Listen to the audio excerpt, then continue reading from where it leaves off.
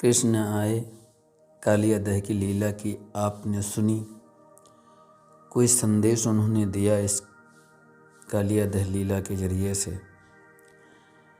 आपने सिर्फ बस इतना ही देखा कि वो आए, उन्होंने बॉल खेली और पानी में डुबकी लगाई और गेंद लेकर बाहर आ गए। लेकिन ऐसा कुछ नहीं है। आपने जो देखा वो गलत देखा। आप इस चीज़ को बिल्कुल समझे ही नहीं। कृष्ण आए, उन्होंने बॉल खेली, कालिया दह में बॉल को फेंका और तत्पश्चात उसमें डुबकी लगा दी। शिक्षा किसी को कुछ नहीं मिली, किसी ने कुछ नहीं सीखा इससे। हकीकत में क्या है, ये हमारा शरीर है जो कालिया दह है। कृष्ण ने गेंद खेली और अंदर कूदे। तुम्हारा भी शरीर है, एक कालिया दह है, आप कृष्ण हैं, इसके अंदर कूदो और अपने अंदर बैठे हुए कालिया को वश में करो। ये कालिया क्या है? ये तुम्हारे अंदर क्या बैठा हुआ है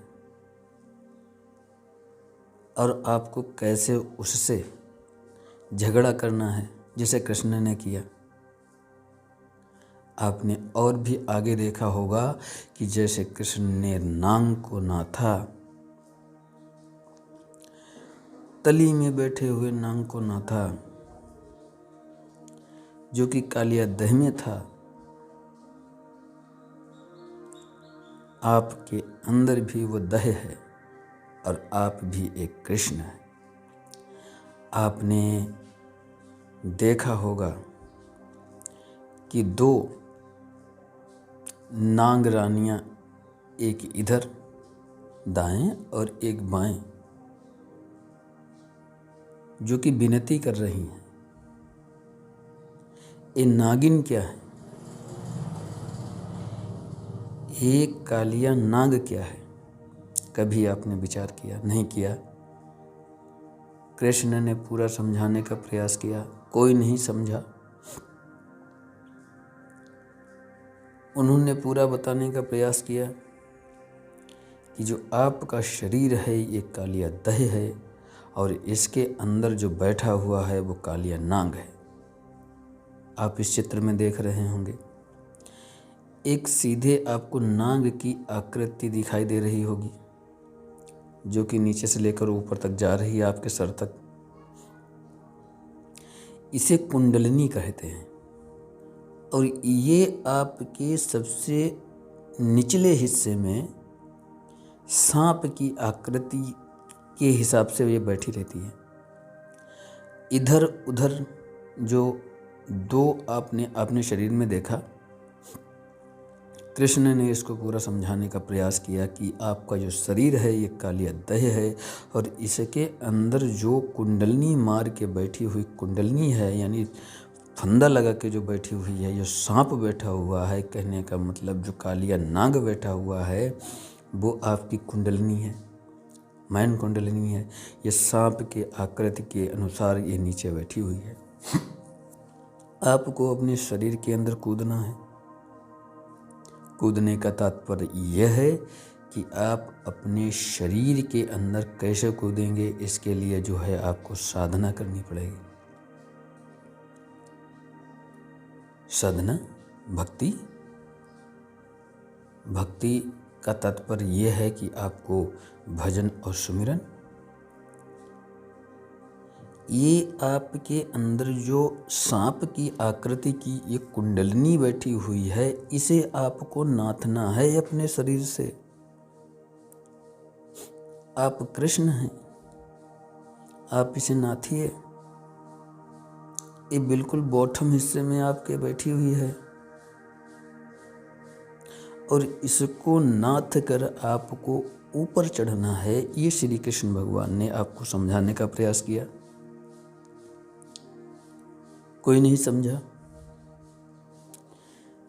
तो ये जो कालिया दह है ये हमारा शरीर है और इसके अंदर जो कालिया नाग है वह हमारे अंदर कुंडलनी है जो जागृत नहीं है, सो रही है।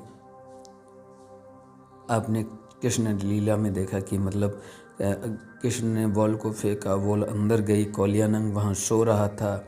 दो नाग रानियां इधर उधर पहरा दे रही थीं। ये दो नाग रानियां क्या हैं? ये भी आपके शरीर के अंदर ही विद्यमान हैं।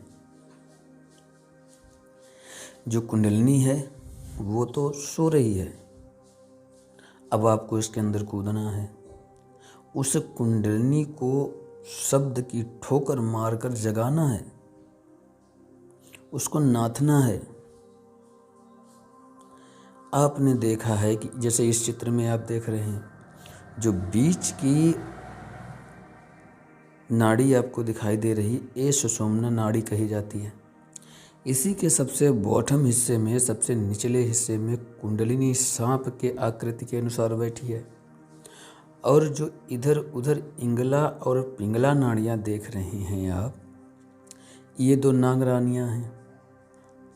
कहने का तात्पर्य ये है कि जो कुंडलिनी सुषुप्त अवस्था में है, जो सोई हुई है, उसे आपको नाथना है। और जो इधर उधर दो आपको दिखाई दे नाग रानियाँ जो दिखाई देती थीं, ये आपकी नाड़ियाँ हैं। एक इंगला है, एक पिंगला है। जब आप इसको नाथेंगे और नाथ कर मतलब भजन सुमिरन के जरिए नाथेंगे, जो ऊपर चढ़ेगी ये सांप की आकृति की है, जो ऊपर चढ़ेगी तो आपको ये एक मधुर सी ध्वनि सुनाई देगी। जो बाहर तट पर इंतजार कर रहे लोगों ने देखा कि श्री कृष्ण जो है नाग को नाथ कर धीरे धीरे बाहर आ रहे हैं और मधुर मधुर मुरली की धुन सुनाई दे रही है। इसी हिसाब से जब आपकी कुंडलिनी जागृत होगी, जब आप उसको नाथेंगे और नाथ कर धीरे धीरे ऊपर चढ़ाएंगे, तो आपको भी मधुर मधुर ध्वनि जो उस परमपिता परमात्मा के दरगाह से आ रही है, उसके यहाँ से आ रही है, वो आपको सुनाई देने लगेगी। इंगला पिंगला नाड़ियाँ हैं,